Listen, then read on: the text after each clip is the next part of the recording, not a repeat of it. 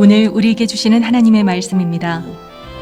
밤중쯤 되어 바울과 실라가 기도하고 하나님을 찬미하매 죄수들이 듣더라. 이에 호련히 큰 지진이 나서 옥터가 움직이고 문이 곧 다 열리며 모든 사람의 매인 것이 다 벗어진지라. 간수가 자다가 깨어 옥문들이 열린 것을 보고 죄수들이 도망한 줄 생각하고 검을 빼어 자결하려 하거늘 바울이 크게 소리질러 가로되 내 몸을 상하지 말라. 우리가 다 여기 있노라 하니 간수가 등불을 달라고 하며 뛰어들어가 무서워 떨며 바울과 실라 앞에 부복하고 저희를 데리고 나가 가로되 선생들아 내가 어떻게 하여야 구원을 얻으리이까 하거늘 가로되 주 예수를 믿으라. 그리하면 너와 네 집이 구원을 얻으리라 하고 주의 말씀을 그 사람과 그 집에 있는 모든 사람에게 전하더라. 밤 그 시에 간수가 저희를 데려다가 그 맞은 자리를 씻기고 자기와 그 권속이 다 세례를 받은 후 저희를 데리고 자기 집에 올라가서 음식을 차려주고 저와 온 집이 하나님을 믿었으므로 크게 기뻐하니라. 아멘. 지금 우리는 코로나 8개월째를 지내고 있습니다. 그동안 우리 사회에 코로나로 인한 신조어, 새로운 말들이 만들어졌는데 그 하나가 코로나 블루라는 말이었습니다. 코로나로 일상에 큰 변화가 생기면서 우울감이나 무력감을 느끼는 모습을 일컬은 말이었습니다. 그런데 이제는 장기화되자 코로나 블루, 우울감을 넘어 코로나 레드라는 말이 생겼습니다. 코로나가 장기화되며 우울감을 넘어 이제는 분노가 속에서 폭발한다는 거예요. 마음에 빨간 불이 켜져서 이제 건물만 방역하는 게 아니라 사람의 마음 심리를 방역해야 될 때가 됐다. 이런 말이 나올 정도입니다. 재미있게 표현하면 건들면 터진다. 시한폭탄의 이제 그런 용어들이 만들어졌습니다. 우리가 이 코로나 재난의 시기를 지내며 우리든 다시금 하나님의 창조 섭리를 생각하게 됩니다. 한마디로 멈춤의 역설과 신비를 우리가 생각하게 되는데 코로나 바이러스가 75억이 사는 지구를 멈춰 세웠습니다. 비행기도 배도 공장도 많은 부분이 멈춰 섰습니다. 우리가 알듯 하나님의 창조 섭리는 안식일에 있었습니다. 엿새 동안은 힘써 일하고 안식일에는 모두가 다 쉬며 하나님 안에 안식하라고 가르쳐 주신 거지요. 그런데 우리가 출애굽한 이스라엘 사람들의 모습에서도 보듯이 안식일 첫날 만나를 이틀치를 준비하라고 하셨는데 안식일 날도 만나를 거두러 나갔던 사람들이 있었지요. 또 가나안 땅에 들어가자 안식일에 장사를 하려는 사람들도 일어나게 되지요. 이 안식일이 이제는 하나님의 뜻 안에서 안식년이 선포됩니다. 땅도 6년 동안 소출을 냈으면 7년째 되는 안식년은 묵혀두라는 거예요. 땅도 쉬게 하라는 거예요. 멈추라는 거예요. 거기에다 또 안식년이 7번이 지나면 50년째 신년제도를 정하셔서 모든 것의 해방과 자유의 기쁨을 누리도록 그렇게 하나님이 멈춤을 제정하셨습니다. 그러나 우리 인류는 발전과 개발이라는 명분 아래 밤낮 없이 과속 질주함으로 탐욕을 채워왔습니다. 그 결과 지구 온난화의 불편한 진실은 초대형 산불들이 일어나고 있지요. 올해 호주에서, 미국 캘리포니아에서, 남미 칠레에서 그저 며칠 타는 산불이 아니에요. 몇 개월, 반년씩 타들어가는 거대한 산불들이 도처에서 일어나고 있습니다. 그리고 불어오는 태풍은 이제껏 우리가 경험하지 못한 강력한 바람을 불어오게 하고 있고, 집중호우와 홍수, 전례 없는 폭염 등이 바로 다가오고 있는 겁니다. 하나님의 멈춤의 창조 섭리를 무시하고 과속 질주한 인류는 지금 강제 멈춤의 시간을 갖고 있습니다. 이 땅의 수많은 사람들이 코로나는 언제 종식될 것인가 관심을 갖고 있으나, 그보다 우리 그리스도인은 다음과 같은 가장 중요한 물음을 물어야 합니다. 코로나를 통해 하나님은 우리가 무엇을 깨닫기 원하시는가?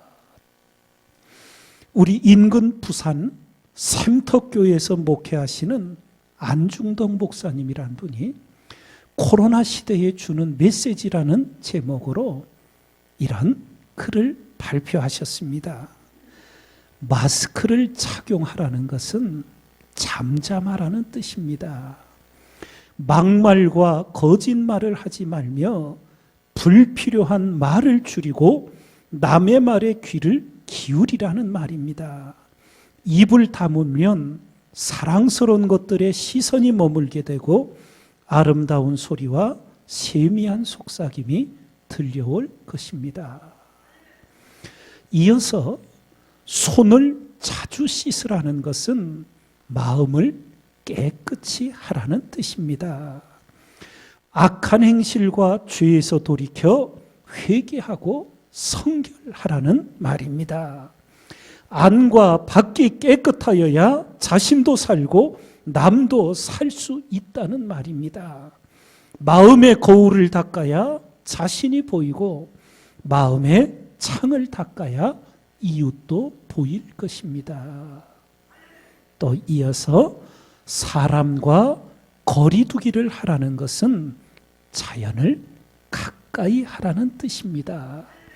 사람끼리 모여 살면서 서로 다투지 말고 공기와 물과 자연의 생태계를 돌보며 조화롭게 살라는 말입니다. 자연을 가까이 할수록 마음이 넉넉하여 모든 것들을 사랑하게 될 것입니다. 우리 옛날 천자문에 전폐비휴라는 사자성어가 있습니다. 뜻은 엎어지고 자빠져도 이지러지지 않는다, 이런 의미입니다. 성경 고린도후서 4장에 그리스도인의 생애가 어떠한지를 가르쳐 줍니다.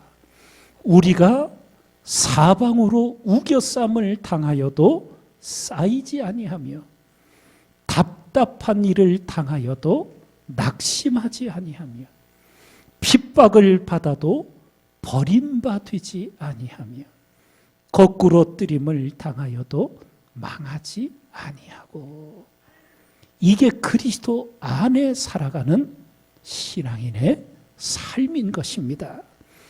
하나님의 교회는 반드시 승리합니다. 음부의 권세가 교회를 이기지 못합니다.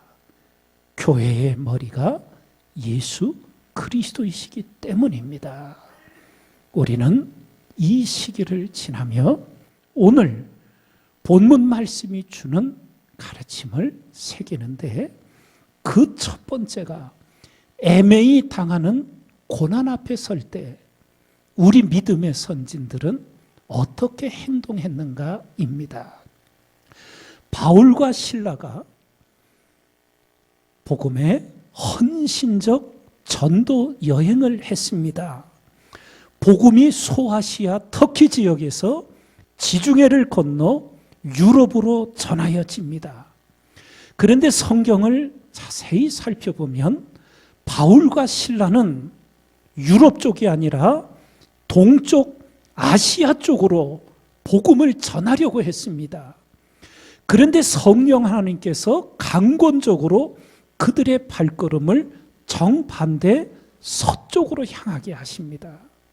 세계사를 통해 우리 성도님들이 이미 알고 계시듯 이 당시 문명은 아시아 쪽이 훨씬 더 높이 발전되어 있었습니다. 지금은 영국이 신사의 나라, 프랑스가 예술의 나라, 독일이 음악과 철학의 나라, 이런 선진국도로 존경받지만 바울과 실라 시대 영국은 해적들이었어요. 프랑스와 독일, 여기다 야만족들이었어요. 그 당시에. 문명이 발달한 동쪽으로, 그리고 사람이 많았던 동쪽 아시아로 바울과 실라는 복음을 전하려 가려고 했지만 하나님은 아직 문명이 깨지 못한 그런 자들에게로 복음이 먼저 전하여지게 섭리하셨습니다. 역사를 연구했던 영국의 아놀드 토인비는 이때 일을 이렇게 한마디로 표현합니다. 이때 바울을 싣고 간 배가 인류의 문명을 바꾸었다. 그렇게 된 것입니다. 바울과 실라는 하나님께 순종하였고 복음의 능력이 그들을 통하여 증거됩니다. 복음의 동진이 아니라 복음이 서쪽으로 가게 됩니다. 그래서 유럽의 복음 첫 선포지가 바로 오늘 나오는 빌립보 지역이 됩니다. 그리고 거기서 바울과 실라는 예수 그리스도 이름의 능력으로 귀신을 쫓아내었습니다. 그런데 다가온 결과는 그 일로 인하여 매를 맞습니다. 근데 성경을 보면 많이 맞았어요. 그리고는 깊은 지하 감옥에 갇히는 죄수가 되었습니다. 그런데 여기서 우리가 주목하게 되는 것은 복음을 전하는 전도자, 선교사를 가두어 둘 수 있지만 하나님의 말씀은 가두어 둘 수 없다는 것입니다. 이것을 사도 바울은 디모데후서 2장에 이렇게 증거합니다. 복음을 인하여 내가 죄인과 같이 매이는 데까지 고난을 받았으나 하나님의 말씀은 매이지 아니하느니라. 이 말씀의 능력이 중국 기독교에 기적을 일으켰습니다. 우리가 아는 것처럼 중국이 1949년 공산화되었습니다. 그리고 중국 공산당은 선교사 전원을 중국 땅에서 추방했습니다. 그리고 교회는 하나도 남김없이 다 폐쇄시켰습니다. 그리고 이 중국 땅에 더 이상 그리스도인은 없다고 선언했습니다. 그러나 공산화된 71년이 지난 오늘 그 땅에는 예수 그리스도 이름을 믿고 기도하는 1억 명 이상의 그리스도인들이 있다는 사실입니다. 인간의 말로는 설명할 수가 없습니다. 어떻게 그 공산주의의 핍박과 어려움 속에서 이런 일이 일어날 수 있는가? 바로 선교사를 추방하고 교회를 다 폐쇄시켜도 하나님의 말씀은 메어놓을 수 없어. 성령의 능력 안에서 지하교회들을 통하여 놀라운 하나님의 부흥이 중국 땅에 일어난 것입니다. 그런 중국 기독교회는 2030년까지 선교사 100만 명을 세계에 파송하여 세계 복음화에 헌신하겠다는 비전을 품고 기도해왔고 준비하고 헌신하고 있습니다. 해외 거주하는 중국인들만 8천여만 명이 된다 그래요.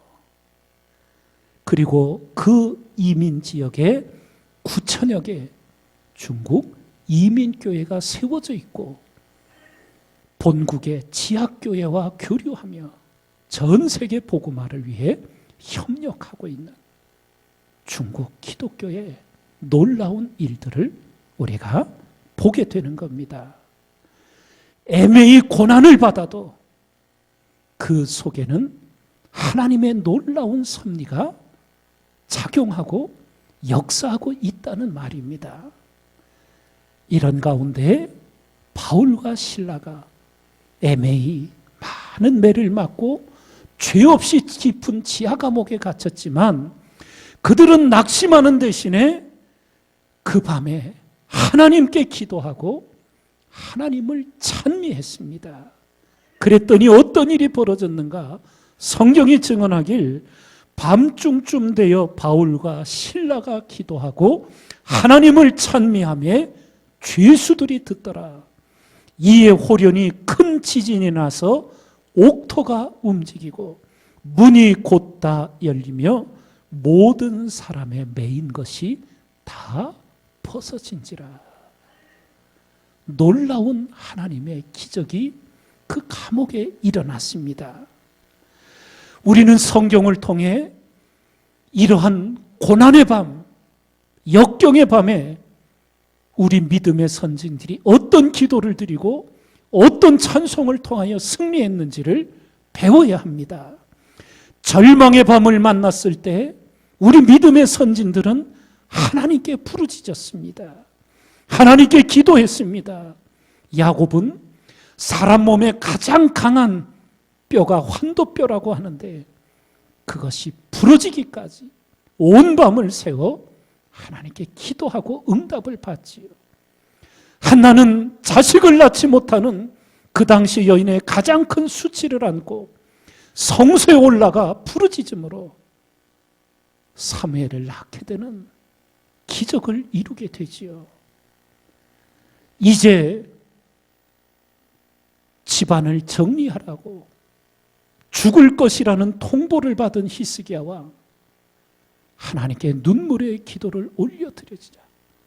내가 내 기도를 들었고 내 눈물을 보았노라는 응답을 들으며 15년 생명의 연장을 받는 은혜를 입습니다. 절망의 밤을 만났던 우리 믿음의 선진들, 좌절하고 원망하고 자포자기하는 것이 아니라 오직 하나님께 기도드렸더니 하나님의 기적을 만났던 겁니다. 또한 환난의 밤을 만났던 우리 믿음의 선진들 찬송을 드렸습니다. 그 환난의 밤에 욥이 그러했고 오늘 바울과 실라 수많은 믿음의 선진들이 그러했습니다. 우리가 잘 아는 욥이 하루아침에 모든 재산을 잃어버렸습니다. 그리고 한순간에 집에 기둥이 무너져 10명의 자녀들을 다 잃어버렸습니다. 아무리 사람에게 비극이 다가와도 이렇게 하루아침에 다 몰려오지는 않는데 한순간에 욥은 이런 일을 겪게 됩니다. 그 환난의 밤에 욥이 한 것은 하나님을 향한 찬송이었습니다. 내가 모태에서 적신이 나와 싸운즉 또한 적신이 그리로 돌아가올지라. 주신 자도 여호와시요 취하신 자도 여호와시오니 여호와의 이름이 찬송을 받으실지니이다. 오직 하나님을 그 환난의 밤에 찬송합니다. 누구나 원치 않지만 실패의 밤을 만날 때가 있습니다. 그때 우리 믿음의 선진들은 회개했습니다. 대표적으로 베드로가 주님을 모른다고 3번이나 부인한 직후 주께서 돌이켜 베드로를 보시니 베드로가 주의 말씀 곧 오늘 다 굴기 전에 내가 3번 나를 부인하리라 하심이 생각나서 밖에 나가서 심히 통곡하니라. 하나님 앞에 부끄러워할 줄 아는 영혼, 통곡할 줄 아는 영혼, 그는 반드시 하나님께서 다시 일으켜 세우시어 이전보다 더욱 큰 은혜 위에 은혜로 그를 붙드시고 일으켜 주시는 줄 믿습니다. 우리가 기도하고 찬송할 때 하나님이 일하십니다. 그래서 우리가 잘 부르는 찬양 이런 가사가 있지요. 그 두려움이 변하여 내 기도 되었고 전날에 한숨 변하여 내 노래 되었네. 바로 이런 은혜가 우리들에게도 역사하고 있는 줄 믿습니다. 애매한 고난의 밤을 맞았지만 그곳에서 하나님께 기도하고 하나님을 찬미하였더니 눈에 보이는 기적이 일어났어요. 옥문이 열리고 메인 모든 것들이 풀어졌어요. 그러나 그것은 기적의 시작이었고 진정한 기적은 그 다음에 일어납니다. 바로 감옥 안에서는 간수가 왕인데 간수가 죄수로 갇힌 바울과 실라 앞에 꿇어 엎드려 선생들아 어떻게 하여야 구원을 얻으리까? 놀라운 일이 일어납니다. 주객이 바뀌는 역전의 역사를 하나님이 일으켜 주십니다. 그때 사도 바울은 성령의 감동으로 증거하기를 주 예수를 믿으라. 그리하면 너와 네 집이 구원을 얻으리라. 이제 열흘 정도 지나면 올해 추석 명절을 맞이합니다. 우리가 일생의 기도 제목 중에 하나가 바로 가족과 집안의 구원입니다. 뉴스를 보니까 고향 마을 입구에 프랜카드가 붙어 있더라고요. 뭐라고 써 있냐 하면 아들아, 딸아, 며느리야, 올해는 안 와도 된대. 코로나 때문에 서울 살고 경기도 살고 그런 자녀들, 그 노인들 있는 시골에 안아주는 게 도와주는 거라고 아예 그냥 프랜카드를 붙여놓으면서 홍보하고 있지요. 어떤 상황 속에도 우리는 일생 동안 가족과 집안의 구원을 위하여 기도를 쉴 수 없는 사명이 있는 줄 믿습니다. 오랜 세월 기도해 왔지만 집안의 구원의 기미는 조금도 보이질 않고 더 막막해짐을 경험하는 성도님들이 많이 계실 거예요. 그러나 이 말씀을 부여잡으시기 바랍니다. 그래서 낙심하지 마시고 포기하지 마시고 최후에 여러분과 제가 하나님께 부름받을 때 우리 가족과 친지들의 구원이 이루어지지 않았어도 낙심하지 마십시오. 우리는 하나님 앞에 가도 여러분과 제가 드린 기도는 하나님 앞에 살아있어서 하나님의 때에 역사하심을 성경을 통해 분명히 믿으시기 바랍니다. 여리고성 라합을 통해 그 라합의 온 가족을 하나님이 구원받게 하셨잖아요.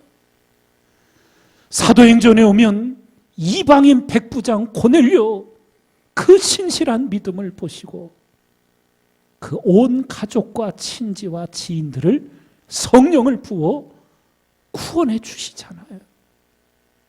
주 예수를 믿으라. 그리하면 너와 네 집이 구원을 얻으리라. 그냥 듣기 좋으라고 하나님이 한 번 해주신 말씀이 아니에요. 신앙의 역사 구석구석 곳곳에 이 말씀이 성취된 증거들이 수없이 많이 있습니다. 믿음을 갖고 기도하시며 성경을 통해 고난의 역설과 고난의 신비를 우리는 잘 깨달아야 합니다.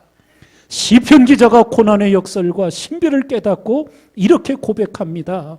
고난당하기 전에는 내가 그릇 행하였더니 이제는 주의 말씀을 지키나이다.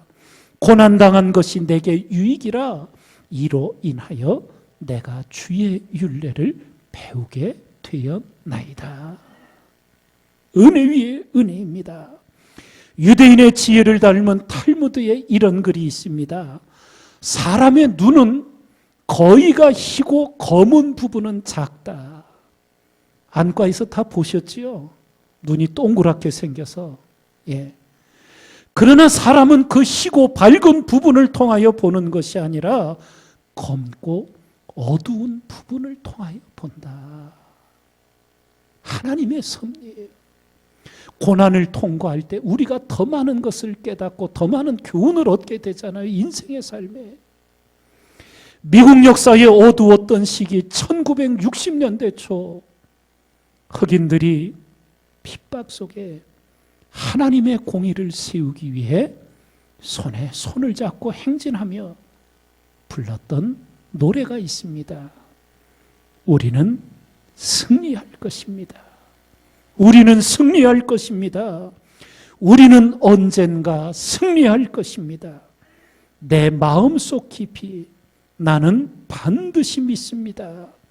우리는 언젠가 반드시 승리할 것이라고. 우리는 두렵지 않습니다. 우리는 두렵지 않습니다. 우리는 지금 전혀 두렵지 않습니다. 내 마음속 깊이 나는 반드시 믿습니다. 우리는 언젠가 반드시 승리할 것이라고. 애매한 고난 앞에 설 때, 끝을 알 수 없는 재난의 시기를 지날 때 믿음의 선진들을 통하여 감사의 기도를 배우고 눈물의 찬송을 배워 최후 승리의 감격을 맛보는 우리 모두가 되기를 주님의 이름으로 축원드립니다. 축원합니다.